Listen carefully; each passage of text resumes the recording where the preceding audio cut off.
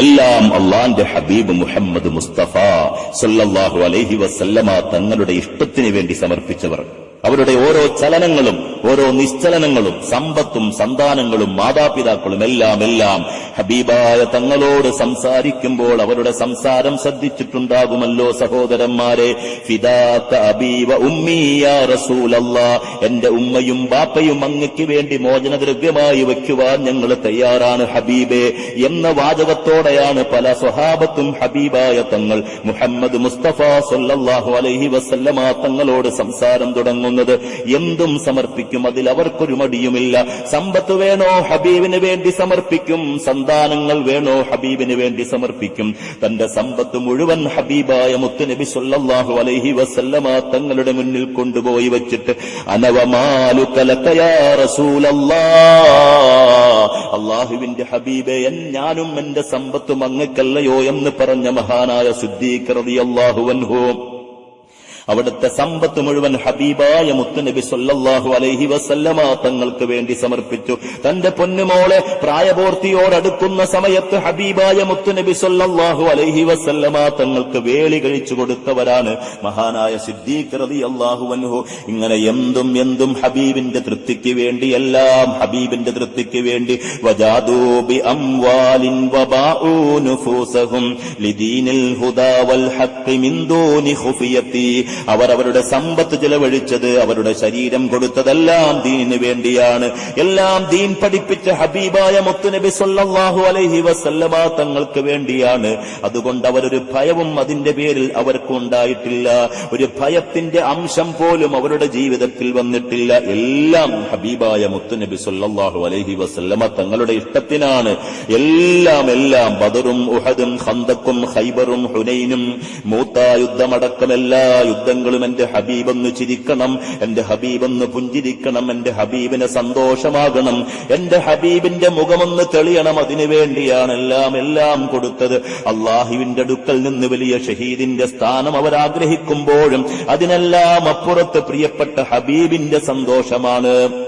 മഹാനായ ഉബൈദ് റളിയല്ലാഹു അൻഹു അല്ലാഹുവിന്റെ ഹബീബിന്റെ ആജ്ഞപ്രകാരം അവിടുന്ന് യുദ്ധക്കളത്തിലേക്ക് എടുത്തു ചാടുകയാ. മഹാനായ മോയൻകുട്ടി വൈദ്യര് അതിനെക്കുറിച്ച് വിശദീകരിക്കുന്നുണ്ട്. പുകിന്താറിരൂപേരും അതീശണത്തിൽ പുകഴും ഹബീബുള്ള തിരുമുമ്പെത്തി സുഗന്ധേ ഉബൈദത്തെ എടുത്തതമ്മ ചൊരിന്ത് വരും വഴി കോഴുകേതമ്മ.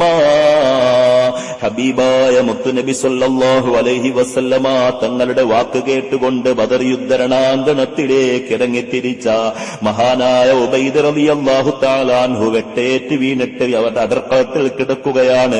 പടക്കളത്തിൽ പടവാളും പടക്കോപ്പും പടയങ്കിയുമേന്തിക്കൊണ്ട് പരിശുദ്ധമായ ദീനിന് വേണ്ടി ബദർ യുദ്ധരണാങ്കണത്തിന് വേണ്ടി അള്ളാന്റെ ഹബീബിന്റെ ചിരിയൊന്ന് കാണാൻ വേണ്ടി, അള്ളാന്റെ ഹബീബിന്റെ മുഖമൊന്ന് തെളിയുന്നത് കാണാൻ വേണ്ടി വാളെടുത്തുകൊണ്ടുപോയി അവസാനം ശത്രുവിന്റെ വാളിനിരയായി ശരീരം കിടന്ന് പിടക്കുന്ന സമയത്ത് രക്തമൊഴുകുന്ന ശരീരവുമായി ഹബീബായ മുത്തുനബി സല്ലല്ലാഹു അലൈഹി വസല്ലമ തങ്ങളുടെ മുന്നിലേക്ക് മഹാനായ ഉബൈദ് റളിയല്ലാഹു അൻഹുവിനെ കൊണ്ടുവന്ന് വയ്ക്കുമ്പോൾ ഉബൈദ് റളിയല്ലാഹു അൻഹുവിന്റെ ചോദ്യമുണ്ട്. വെഞ്ചക്കളം വിട്ട് പിരിന്തോന്നാനേ വെളിച്ചേർ ഷഹീദാമോ അന പൊന്മോനേ. ഓ പ്രിയമുള്ള ഹബീബേ, ഈ പ്രപഞ്ചത്തിനെ മുഴുവൻ സൃഷ്ടിച്ച് ഈ പ്രപഞ്ചത്തിനെ മുഴുവൻ പരിപാലിക്കുന്ന സൃഷ്ടി സ്ഥിതി സംഹാരത്തിന്റെ ഉടമസ്ഥനായ അള്ളാഹുവിന്റെ തൃപ്തിക്ക് വേണ്ടിയും അങ്ങയുടെ ഇഷ്ടങ്ങൾക്ക് വേണ്ടിയും അടർക്കടത്തിലേക്ക് ഇറങ്ങിയിട്ട് ശത്രുവിനോട് പടപൊരുതി അവസാനം വെട്ടേറ്റ് രക്തം ചീന്തി ഇത് അടർക്കളത്തിന്റെ പുറത്തേക്ക് വന്നിരിക്കുന്ന ഈ ഉബൈദിന്റെ ഉള്ളിലുള്ള ആശങ്കയ്ക്കൊരു പരിഹാരം തരുമോ നബിയേ? ശത്രുവിന്റെ വെട്ടേറ്റ അടർക്കളത്തിൽ വച്ച് ഷഹീദാകാതെ പുറത്തേക്ക് കൊണ്ടുവന്ന ഞാൻ ഷഹീദാണോ നബിയേ? പൊഞ്ചം പകപ്പൂ ചുണ്ടനക്കി ഉമ്മീ പോറ്റി ഹുസ്നാലോറ്റ ബൈന അമ്മീ അള്ളാഹുവിന്റെ ഹബീബ് സല്ലല്ലാഹു അലൈഹി വസല്ലമ തങ്ങൾ അവിടത്തെ പൂച്ചുണ്ടനക്കിയിട്ട് മഹാനായ ഉബൈദ് റളിയല്ലാഹു അൻഹുവിനോട് പറയുകയാണ്, ചഞ്ചൽ ഫളലുറ്റ ഷഹീദാകും നീ, ചെവിത്ത് ഉബൈദത്തോർ ശിഅറുണ്ടൊന്നീ.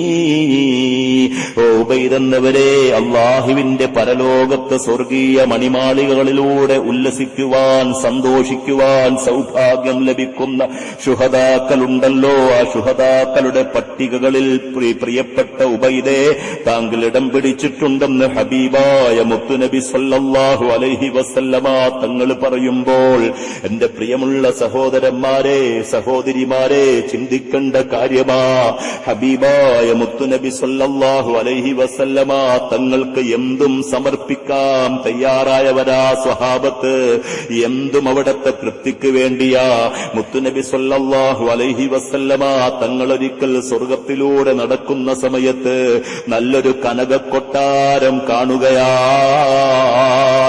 ആ കനകക്കൊട്ടാരം കണ്ടുകൊണ്ട് അതിലൊന്ന് കയറാൻ ആഗ്രഹിച്ചു. പക്ഷേ അത് ഉമറിന് വേണ്ടി അള്ളാഹു തയ്യാർ ചെയ്തു വച്ചിരിക്കുന്ന കൊട്ടാരമാണ്.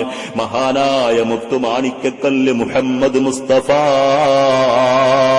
സല്ലല്ലാഹു അലൈഹി വസല്ലമ തങ്ങള് ആ കൊട്ടാരം കണ്ടുകൊണ്ട് അതിൽ കയറാതെ തിരിച്ചു വന്നു. മഹാനായ ഉമറിനെ പിറ്റേ ദിവസം കാണുകയാണ്. ഉമറേ, ഇന്നലെ സ്വർഗീയ ലോകത്തിലൂടെ നടക്കുന്ന സമയത്ത് ഒരു കൊട്ടാരം കണ്ടു ഉമറേ. എന്തൊരു ഭംഗിയാണ് ഉമറേ, എന്തൊരു ശോഭയാണ് ഉമറേ, എന്തൊരു പ്രൗഢിയാണ് ഉമറേ. ആ കൊട്ടാരത്തിലൊന്ന് കയറാൻ എനിക്ക് ആഗ്രഹമുണ്ടായി. ആ കൊട്ടാരം ഉമറേ താങ്കൾക്ക് വേണ്ടി അല്ലാഹു തആല സൃഷ്ടിച്ചതാണ് ഉമറേ. വമാ യന്തിഖു അനിൽ ഹവാ ഇൻ ഹുവ ഇല്ലാ വഹ്യുൻ യൂഹാ. അവിടത്തെ അതരങ്ങളിൽ നിന്ന് 40 നിറവിന് ശേഷം വല്ലതും ഉതിർന്നു വീണിട്ടുണ്ടെങ്കിൽ അത് വഹിയിന്റെ വാക്കുകൾ മാത്രമാണെന്നറിയാവുന്ന ഉമർ ആ സമയത്ത് ഹബീബായ തങ്ങളോട് കരഞ്ഞുകൊണ്ട് ചോദിക്കുകയാണ്, ആഗാറു അലൈക യാ റസൂലല്ലാഹ്. അള്ളാന്റെ ഹബീബ് പറയുന്നു, ഉമറേ താങ്കളുടെ ഈർഷ്യത എന്നോട്, ദേഷ്യമെങ്ങാൻ എന്നോടുണ്ടാകുമോ എന്ന് ഭയന്നിട്ടാണ് ആ കൊട്ടാരത്തിൽ കയറാത്തതെന്ന് പറയുമ്പോൾ, ആഗാറു അലൈക യാ റസൂലല്ലാഹ്. ഹബീബായ മുത്തുനബിയെ, അങ്ങയോട് ഞാൻ ഈർഷ്യത വയ്ക്കുകയോ നബിയെ, അങ്ങയോട് ഞാൻ ദേഷ്യം വയ്ക്കുകയോ നബിയെ.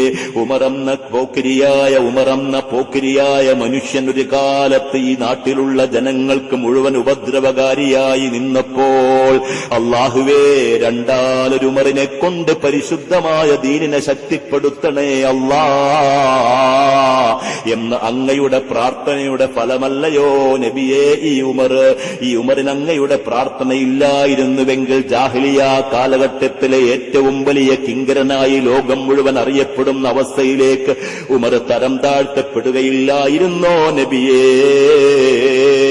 ആ ഉമറിന് ഇത്രയൊരു സ്ഥാനം തന്നിട്ട് നബിയെ, എന്റെ ഈർഷ്യതയാണോ ദേഷ്യമാണോ ആ കൊട്ടാരത്തിലങ്ങ് കയറുന്നതിൽ ചിന്തിക്കുന്നത്?